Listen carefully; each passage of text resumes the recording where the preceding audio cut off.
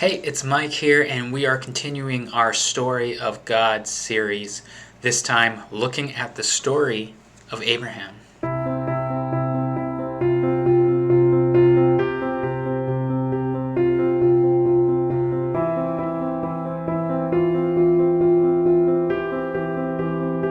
Last week we saw how humanity's decision to be God rather than be like God as they are created to be caused a fallen world. Humans constantly look to set themselves up as a God on God's throne, breaking the healthy relationship between them and God, which also results in the breaking of the healthy relationships between humans and others and humans and creation. And this all culminates in the Tower of Babel, where humanity gets together and creates this large tower to get up to the realm where God lives to try to knock him off his throne and set themselves up as gods. And so what we see is God comes down to see what they're doing and scatters them across the face of the earth, confusing their language so that they cannot communicate with each other in order to try to do something like that again. Creation seems to be a lost cause as God has to come down multiple times to prevent humanity from being fully consumed by their wickedness. But now, God's going to go about initiating his great plan of salvation. And we are introduced to a man named Abram and his family. He has two brothers, Nahor and Haran, and he is married to a woman named Sarai, who we are told right off the bat is unable to have children. Abram's brother Haran dies, and the family moves away from their home city of Ur with the plan to go to the land of Canaan. But on the journey, Abram's father Terah dies, and it is here that Abram hears from God. God comes to Abram and tells him to leave his home country to the land that he will show him. And God promises that he will make him into a great nation, which means he's going to have lots of descendants, and that he will give him this land that he's going to show him for his descendants to live in. And he promises that he will bless Abram and through him bless the world. God will bless those who bless Abram and curse those who curse him. So Abram takes his wife and his nephew Lot, who's the son of Haran, who had died back in Ur, and heads out to the land that God has guided him to, which just so happens to be the land of Canaan. Abram travels about Canaan for a little bit before settling down in the Negev. However, a famine soon strikes the land, and the lack of food drives Abram to take his family, leave the land he has been promised, and go to Egypt to find food there. As Abram came to the border of Egypt, he grew afraid. He was fearful that because his wife Sarai was so beautiful, the Egyptians would kill him in order to take her as their own. He goes to Sarai and tells her to tell them that she is his sister. That way they will treat him really well for her sake.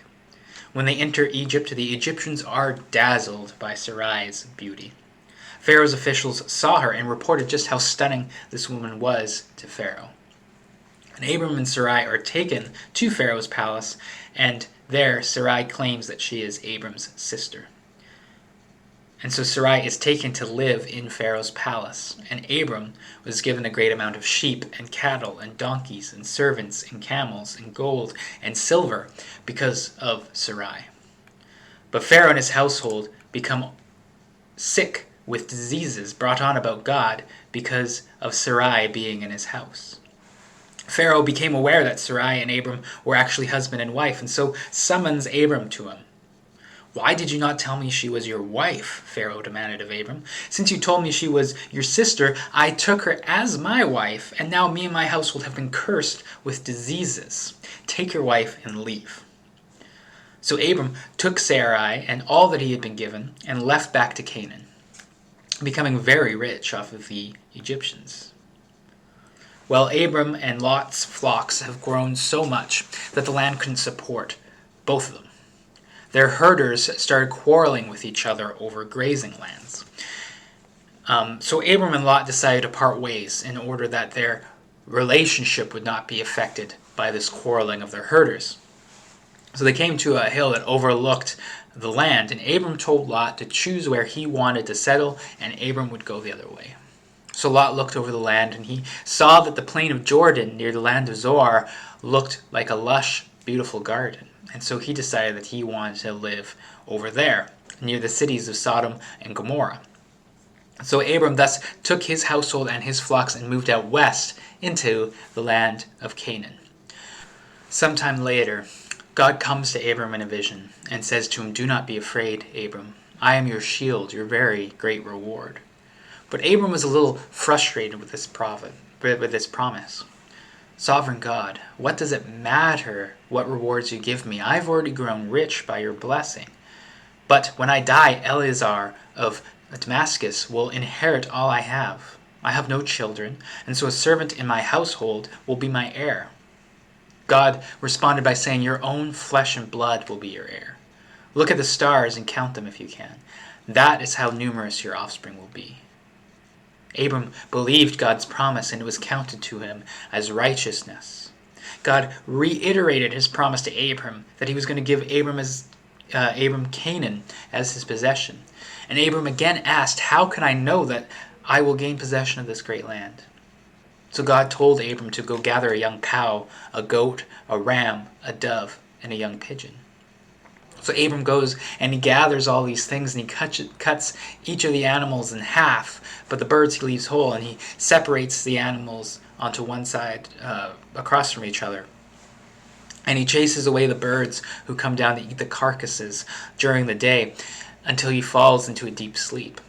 And in his sleep, darkness surrounds him, and he feels the sense of dread. And God comes to him in this dream, and he says to him, "For 400 years your descendants will be strangers in a country that is not theirs, and they will be enslaved and mistreated. But I will punish those who harm them, and they will come out with great wealth. In the 4th generation your descendants will return to this land, for the sins of the nations that possess this land are not great enough for me to remove them from the land yet." And when the sun set and night had come, a blazing torch appeared and walked down in between the two halves of the animal carcasses. And with this, God takes his promises a step further by making it into a covenant with Abraham.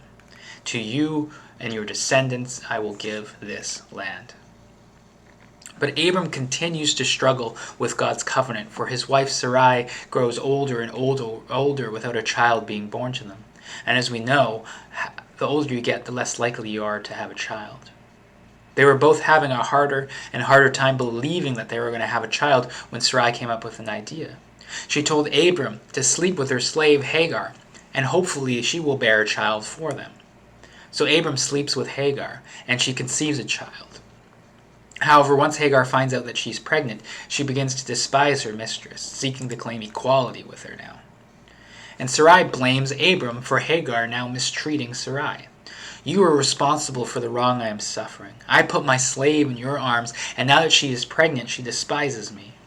May the Lord judge between you and me." Sarai really seems to be regretting her idea of Hagar being a surrogate mom. But Abram tells her that Hagar is Sarai's slave, and so it is in her hands to deal with her as she deems fit. So Sarai begins mistreating Hagar. And Hagar's suffering becomes so bad that she flees in the desert to get away. And while she's in the desert, God comes to her and asks where she has come from and where is she going. And she replies that she is running from her mistress, Sarai. God calls her to return to Sarai and submit herself to her. But he also gives Hagar a promise. "I will increase your descendants so much that they will be too numerous to count." Hagar gives birth to Ishmael, who is now in line to inherit Abram's wealth and the covenant given to him by God. Now, covenants are two-way streets. They are contracts in a way, where one side promises to do certain things and in response asks the other side to do some things. Now, God has already laid out to Abram what he's planning on doing for his side of the covenant, and now he asks Abram to do some things on his side.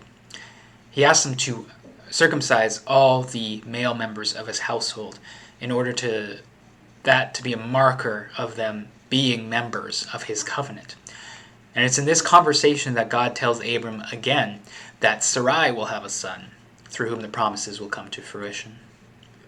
He renames Abram to Abraham, which means father of many, and Sarai to Sarah, which means princess. Abraham laughs and says, "How can I have a child at 100 years old? And Sarah, how can she become pregnant at 90 years old? Just let Ishmael live under your blessing." But God responds by saying, "Sarah will become pregnant and have a son, to whom the covenant I have given you will pass down to. And you are to name this son Isaac." And Isaac means he laughs. The next year, Sarah becomes pregnant and gives birth to Isaac. As Isaac grows, Sarah begins to become concerned about Hagar and Ishmael. She goes to Abraham and says, "Get rid of this slave woman and her child, for they will not share in the inheritance of my son Isaac." Abraham grows distressed, for he really did love Ishmael. And in his worry, God comes and tells him not to despair. For since Ishmael is Abraham's son, he will also be made into a great nation. So the next morning, Abraham gave water and food for travel and sent them away. But as they wandered, they eventually run out of water and food in the desert. Hagar put her son under one of the few bushes in the area and walked a distance away, for she couldn't watch her child die. As she was sobbing, God came to her and told her not to be afraid. He had heard the cries of the child, and he tells her that to go get the child, for he will be a great nation. So Hagar goes and gets Ishmael and sees a well, and they drink from it and live.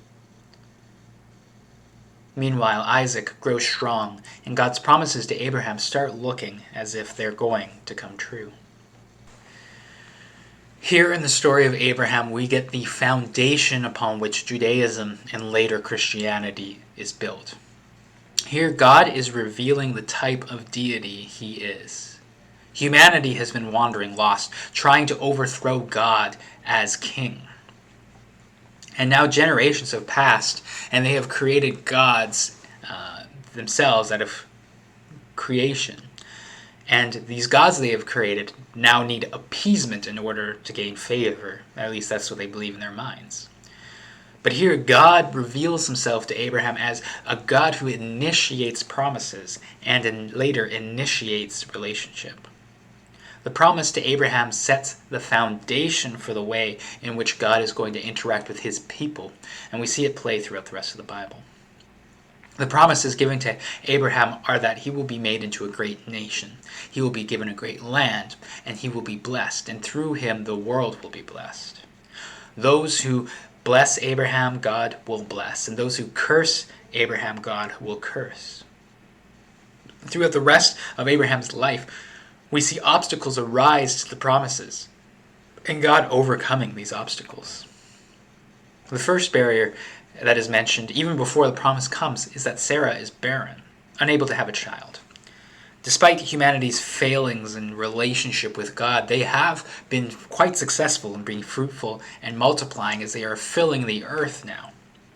But now comes a sudden stop all of a sudden, as the first person we hear being unable to be fruitful and multiply is Sarah. As Abraham takes his family and moves them into the land that God has promised him, another barrier comes up. This great land is struck by a famine. It's not a very strong first impression given off by the land, and it forces Abraham to move out of the land and into Egypt, where some more barriers come up. Abraham fears that his life is in danger because he may be killed for the Egyptians wanting to take Sarah as their own. So he tells her to tell them that she is his sister. But now another obstacle arises. Sarah is taken as Pharaoh's wife. So now Abraham is sitting outside of the land that God has promised him and has lost the woman through whom he is to be made into a great nation. But God steps in and overcomes the obstacle, bringing diseases upon Pharaoh and his household so that Sarah is given back to Abraham, who is then kicked out of Egypt, but loaded with the wealth that Egypt gave him because of Sarah's beauty, and now fear of what God would bring upon them if they took back that wealth. We also see in a way that Pharaoh curses Abraham by taking Sarah to be his own. Although he is unaware that he is mistreating Abraham as such, he still brings a curse in a way upon Abraham. And in return, God curses Pharaoh by bringing disease upon him and his household. When Abraham and Sarah return to the land, another obstacle arises as the tenders of his herd start to quarrel with the tenders of Lot's herd. And really, Lot's presence with Abraham has been an obstacle this whole time as well, because he also has a claim to land upon which Abraham's been promised, because he's gone with Abraham. He is Abraham's next of kin and would likely be the inheritor of everything that Abraham has if Abraham doesn't have a son. So they decide to separate to keep their good relationship that they have with each other as well. And so Abraham lets Lot choose which land he wants to live in. And Lot chooses the land actually outside of Canaan. And so therefore, Lot willingly gives up any claim he has to the land of Canaan. And that obstacle is overcome. But then what happens is Lot gets caught up in the middle of war between two different coalitions of kings, and he ends up getting kidnapped in that war. And Abraham's life is again in danger as he takes a small force to go and rescue him. But with God's help, he's able to achieve victory. And then this king named Melchizedek comes and blesses Abraham. And then Melchizedek is then blessed himself as Abraham gives him a tenth of his great wealth. So again, we see someone blessing Abraham now, and in return they get blessed. God keeps moving the promises forward by entering into a covenant with Abraham. Before this, it was just a promises by a deity to a human, but now God enters into a relationship with Abraham by making a contract with him. God will give Abraham many descendants and will give those descendants the land to live in. Abraham questions each of these because of the obstacles again in the way. First, how can he be made into a great nation when he doesn't have any kids? Everything he owns is going to be passed off to one of his servants if he dies. But God tells him that this won't happen, but that he will have an heir that is his own flesh and blood. The second obstacle is, how can Abraham know for sure that his descendants will receive this land, as he knows he won't be alive to see that happen? And this is where God comes and enters into covenant. By having Abraham split these animals in two, and in a dream God walking between the two halves, he is making a solemn oath that he will do what he has promised. It is possible that God is saying that if he fails to follow through on this promise, may he be like these animals that have been cut in half. There's some precedent for other ancient Near Eastern contracts during this time being practiced in the same way, with that kind of oath made to it. So it's possible that that is maybe what God is doing here. The next obstacle is the birth of Ishmael. Abraham thinks that he's actually overcome the obstacle of having no children by having one through Sarah's maidservant Hagar. But when God calls Abraham to circumcise the males of his household to enter into the covenant with God, he clarifies that it will be through Sarah's son that the promise will be passed down. Abraham and later Sarah both laugh at this concept, as Abraham's now 100 years old and Sarah is now 90. And this seems like a big barrier. And yet God says it will happen. And so a year later it comes to be that Isaac is born. God overcomes obstacles to move forward with his promises with Abraham. But what is not so apparent to us when we read the story of Abraham is the length of time this all took place. Abraham was 75 years old when he was called to leave his home country in God's promise. Abraham lived until he was 175 years old. And during that 100-year period, God only came and spoke to Abraham 8 times. There were long periods of silence where Abraham didn't hear anything from God. Abraham didn't have a Bible which revealed what God's plans were at work. He only had these 8 conversations throughout those 100 years with God. Even when God did come and have conversation with him, it was whatever God wanted to talk about. Abraham didn't get to choose the direction of the conversation either. And it was also 25 years that Abraham had to wait until a son was finally born to him. And he was already an old man when he first received that promise, and a very old man by the time it came to fruition. So the lesson for us here is that faith is a lifelong pursuit. We live in a fast-paced, instant gratification society. But that is not the pace that the eternal God goes at. He prefers the slow pace where deep growth and wisdom is developed.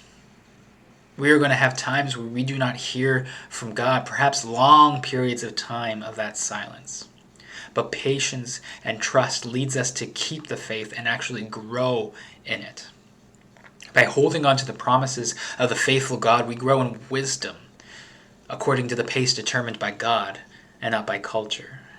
And this involves allowing ourselves to slow down, spend time before God in silence, in prayer, in rest, in order to attune ourselves with His pace.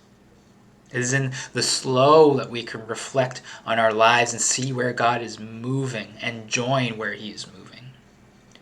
Abraham brought strife in his family by trying to seize God's promises in his own hands, resulting in Ishmael, whose descendants would be in strife with Israel. But the slow pace that resulted in Isaac resulted in blessing that God desired for Abraham all along. God is one who works at a slow pace, and by slowing ourselves down to His pace, we can see amazing things happen.